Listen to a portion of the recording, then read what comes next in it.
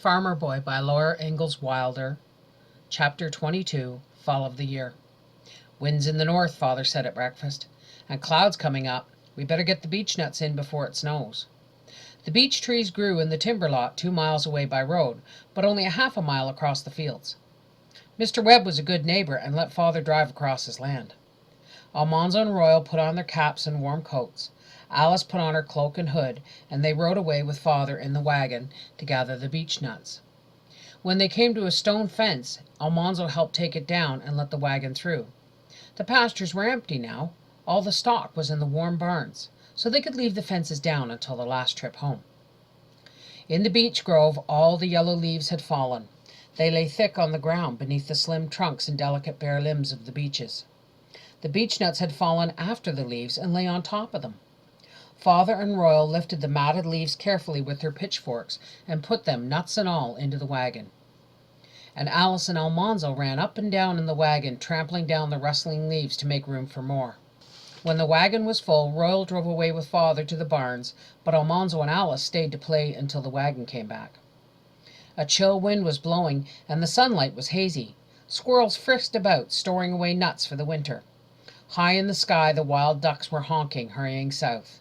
It was a wonderful day for playing wild Indian all among the trees. When Almanzo was tired of playing Indian, he and Alice sat on a log and cracked beech nuts with their teeth. Beech nuts are three-cornered and shiny brown and small, but every shell is solidly full of meat. They're so good, and nobody could ever eat enough of them. At least Almanzo never got tired of eating them before the wagon came back. Then he and Alice trampled down leaves again, while the busy pitchforks made the patch of bare ground larger and larger. It took almost all day to gather all the beech nuts. In the cold twilight, Almanzo helped to lay up the stone fence behind the last load, and the beech nuts and their leaves made a big pile on the south barn floor beside the fanning mill. That night Father said they'd seen the last of the Indian summer. "It'll snow tonight," he said. Sure enough, when Almanzo woke the next morning, the light had a snowy look, and from the window he saw the ground and the barn roof white with snow. Father was pleased. The soft snow was 6 inches deep, but the ground was not yet frozen. Poor man's fertilizer, Father called such a snow, and he set Royal to plowing it all into the fields. It carried something from the air into the ground that would make the crops grow. Meanwhile, Almanzo helped Father. They tightened the barn's wooden windows and nailed down every board that loosened in the summer sun and rain. They banked the walls of the barn with straw from the stalls, and they banked the walls of the house with clean, bright straw. They laid stones on the straw to hold it snug against the winds. They fitted storm doors and storm windows on the house just in time. The week ended with the first hard freeze. Bitter cold weather had come to stay, and now it was butchering time. In the cold dawn before breakfast, Almanzo helped Royal set up the big iron cauldron near the barn. They set it on stones and filled it with water, and lighted a bonfire under it. It held 3 barrels of water. Before they had finished, Lazy John and French Joe had come, and there was time to snatch only a bite of breakfast. 5 hogs and a yearling beef were to be killed that day. As soon as one was killed, Father and Joe and John dipped the carcass into the boiling cauldron and heaved it out and laid it on boards. With butcher knives they scraped all the hair off. Then they hung it up by the hind feet in the tree and cut it open and took all the insides out into a tub. Almanzo and Royal carried the tub to the kitchen, and Mother and the girls washed the heart and liver and snipped off all the bits of fat from the hog insides to make lard. Father and Joe skinned the beef carefully. The hide came off in one big piece. Every year Father killed a beef and saved the hide to make shoes. All that afternoon the men were cutting up the meat, and Almanzo and Royal were hurrying to put it all away. All the pieces of fat pork they packed in salt barrels down the cellar. The hams and shoulders they slid carefully into barrels of brown pork pickle, which Mother had made of salt, maple sugar, saltpeter, and water boiled together. Pork pickle had a stinging smell that felt like a sneeze. Spare ribs, backbones, hearts, livers, tongues, all the sausage meat had to go into the woodshed attic. Father and Joe hung the quarters of beef there, too. The meat would freeze in the attic and stay frozen all winter. Butchering was finished that night. French Joe and Lazy John went whistling home with fresh meat to pay for their work, and Mother baked spare ribs for supper. Almanzo loved to gnaw the meat from the long, curved, flat bones. He liked the brown pork gravy, too, on the creamy mashed potatoes.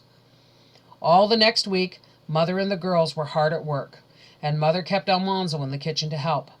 They cut up the pork fat and boiled it in big kettles on the stove. When it was done, Mother strained the clear, hot lard through white cloths into big stone jars. Crumbling brown cracklings were left inside the cloth after Mother squeezed it, and Almanzo sneaked a few and ate them whenever he could. Mother said they were too rich for him. She put them away to be used for seasoning cornbread. Then she made the head cheese. She boiled the 6 heads till the meat came off the bones. She chopped it and seasoned it and mixed it with liquor from the boiling and poured it into 6-quart pans. When it was cold, it was like jelly, for a gelatin had come out of the bones. Next, Mother made mincemeat. She boiled the best bits of beef and pork and chopped them fine. She mixed the raisins and spices and sugar and vinegar, chopped apples and brandy, and she packed 2 big jars full of mincemeat. It smelled delicious, and she let Almanzo eat the scraps left in the mixing bowl. All this time he was grinding sausage meat. He poked thousands of pieces of meat into the grinder and turned the handle round and round for hours and hours. He was glad when that was finished. Mother seasoned the meat and molded it into big balls, and Almanzo had to carry all those balls into the woodshed attic and pile them up on clean cloths. They would be there frozen all winter, and every morning Mother would mold 1 ball into little cakes and fry them for breakfast. The end of butchering time was candle making. Mother scrubbed the big lard kettles and filled them with bits of beef fat.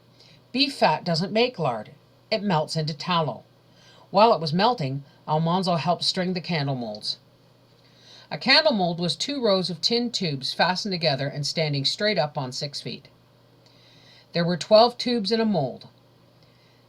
They were open at the top but tapered to a point at the bottom, and in each point there was a tiny hole. Mother cut a length of candle wicking for each tube. She doubled the wicking across a small stick, twisted it into a cord. She licked her thumb and finger and rolled the end of the cord into a sharp point. When she had 6 cords on the stick, she dropped them into 6 tubes, and the stick lay on top of the tubes. The points of the cords came through the tiny holes in the points of the tubes, and Almanzo pulled each one tight and held it tight by sticking a raw potato on the tube's sharp point. When every tube had its wick held straight and tight down its middle, Mother carefully poured the hot tallow. She filled every tube to the top. Then Almanzo set the molds outdoors to cool. When the tallow was hard, he brought the mold in. He pulled off the potatoes. Mother dipped the whole mold quickly into boiling water and lifted the sticks. 6 candles came up on each stick. Then Almanzo cut them off the stick. He trimmed the ends of wicking off the flat ends, and he left just enough wicking to light on each pointed end. Then he piled the smooth, straight candles in waxy white piles. All one day Almanzo helped Mother make candles.